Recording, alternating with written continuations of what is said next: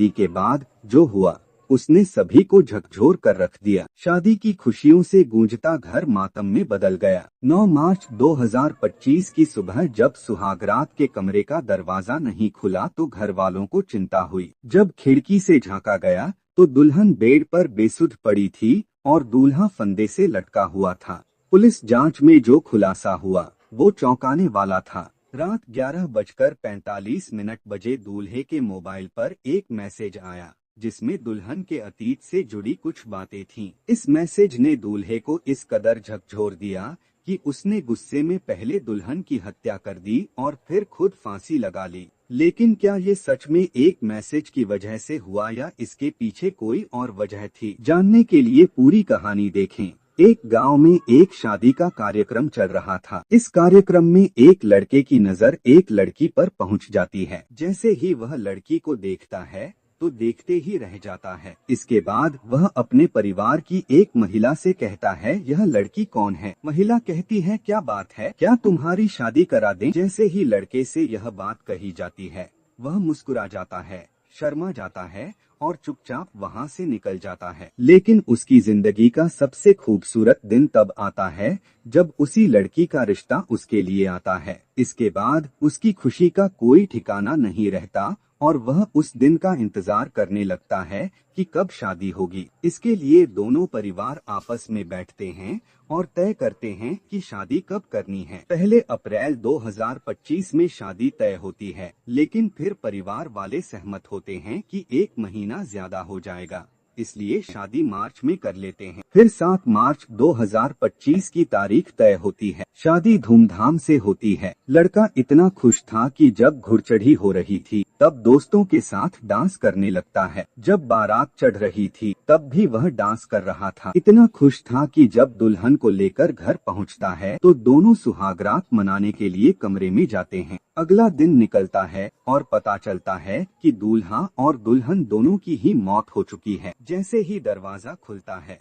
इसके बाद यह खबर सिर्फ घर तक ही नहीं रही बल्कि अखबारों, वेब पोर्टल और न्यूज चैनलों तक फैल गई। अब हर कोई यह जानना चाहता था कि आखिरकार जब दूल्हा दुल्हन इतने खुश थे तो उनकी मौत कैसे हुई। सुहागरात की रात दूल्हा दुल्हन के साथ ऐसा क्या हुआ कि दोनों की मौत हो गई। उत्तर प्रदेश के अयोध्या जिले के कैंट थाना क्षेत्र में शहादतगंज मुरामुरा बंटोला नाम की एक जगह है। यह घटना 9 मार्च 2025 की सुबह 6 बजे की है। दूल्हे का बड़ा भाई दीपक कुमार सुबह सुबह उठता है क्योंकि उसे सब्जी मंडी जाना था। उसी दिन छोटे भाई की शादी का रिसेप्शन था और मेहमानों के आने का सिलसिला शुरू होने वाला था। दीपक दरवाजे के सामने खड़ा होता है जहां उसका भाई और भाभी सुहागरात के लिए गए थे। वह दरवाजा खटखटाता है और आवाज लगाता है, छोटे जल्दी तैयार हो जाओ, आज तुम्हारे रिसेप्शन का कार्यक्रम है। सुबह के 6 बजे का समय था। सूरज पूरी तरह नहीं निकला था लेकिन दिन होने लगा था। दीपक इतना कहकर वहां से चला जाता है। जब भाई ने सुबह 6 बजे आवाज लगाई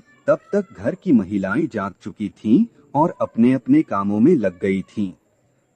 रिसेप्शन की तैयारी चल रही थी ताकि कार्यक्रम अच्छे से हो सके। भाई के जाने के बाद सुबह 7 बजे तक भी कोई आहट नहीं होती, दरवाजा नहीं खुलता। घर की एक महिला मजाक में कहती है, लगता है आज दरवाजा जल्दी नहीं खुलेगा। इस पर महिलाएं आपस में हंसी मजाक करने लगती हैं। लेकिन जब सुबह 7:30 बजे तक भी दरवाजा नहीं खुलता तो एक लड़की खिड़की से अंदर झांककर देखने की कोशिश करती है। जैसे ही उसकी नजर अंदर जाती है उसकी रूह कांप जाती है। दुल्हन बेड पर बेसुध पड़ी थी और दूल्हा फंदे से लटका हुआ था। यह देखते ही लड़की जोर से चीख पड़ती है। उसकी चीख पूरे घर में गूंज उठती है और जो घर खुशियों के गीत गा रहा था वहां अब मातम छा जाता है। जहां कुछ देर पहले खुशियों की आवाजें आ रही थीं, अब वहां चीख पुकार मची थी। जैसे ही दूल्हे की मां को यह खबर मिलती है वह रो रो कर बेहाल हो जाती है। बहनों, बुआ, चाची और परिवार के बाकी सदस्यों की भी हालत खराब हो जाती है। सब खिड़की से झांक कर देखते हैं,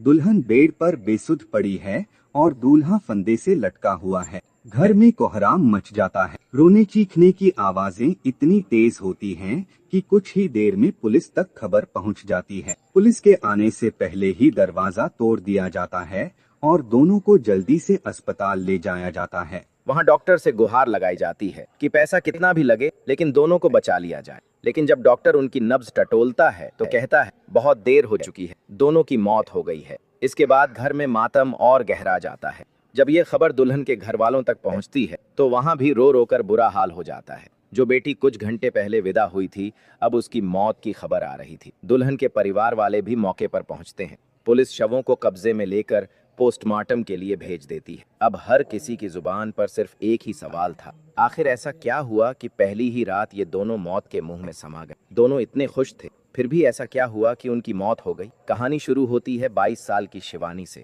जो खंडासा के डीली सरैया की रहने वाली थी। उसके पिता मंतूराम पासवान दिल्ली के नारायण में कपड़े सिलने का काम करते थे। शिवानी 8वीं तक पढ़ी थी और अपने पिता के साथ काम में हाथ बंटाती थी। वह बेहद होशियार और खूबसूरत थी। दूसरी तरफ प्रदीप कुमार, जिसका गांव भदनपुर था, उसके पिता की रोड एक्सीडेंट में मौत हो चुकी थी। घर में 2 भाई और 3 बहनें थीं। बड़े भाई दीपक कुमार पर पूरे परिवार की जिम्मेदारी थी, क्योंकि मां भी अक्सर बीमार रहती थी।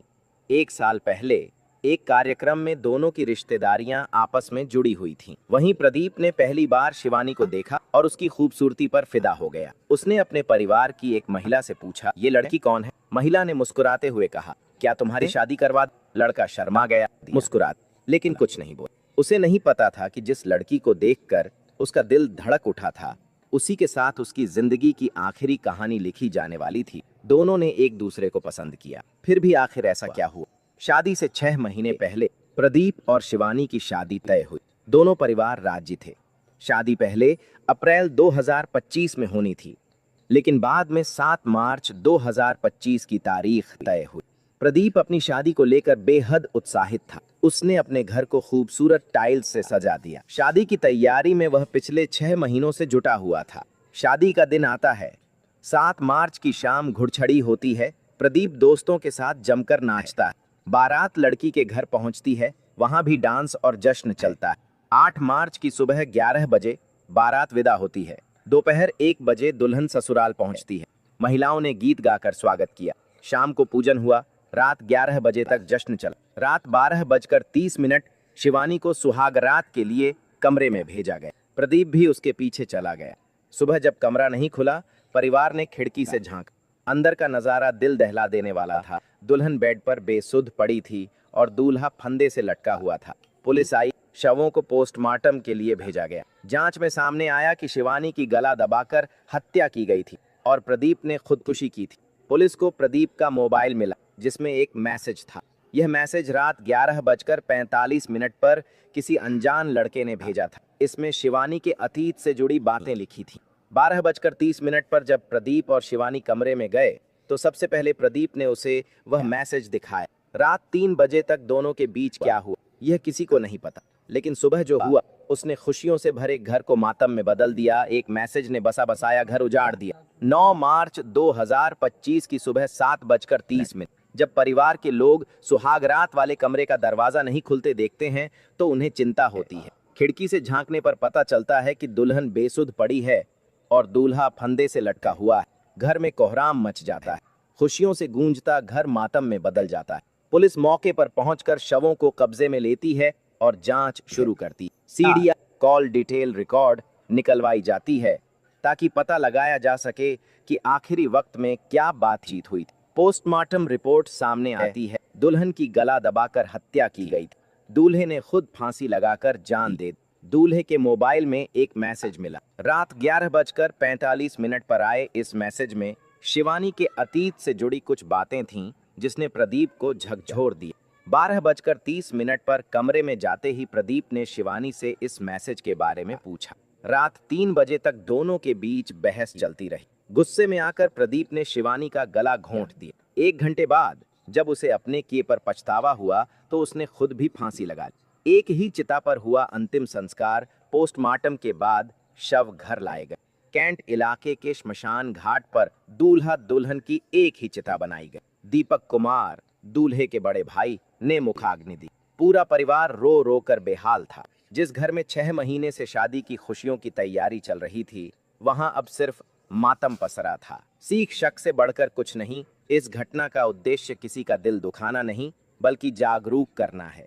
कभी भी शक को इतना बड़ा मत बनने दो कि वह जिंदगियां निगल जाए। जिसके साथ साथ जन्मों तक साथ निभाने की कस्में खाईं, उस पर भरोसा रखो। गुस्से में उठाया गया एक गलत कदम सिर्फ दो लोगों की नहीं, बल्कि पूरे परिवार की जिंदगी तबाह कर सकता है। एक मैसेज ने दो जिंदगियां छीन लीं और एक खुशहाल परिवार को बिखेर दिया। सोचो, समझो और प्यार को शक से बचाओ।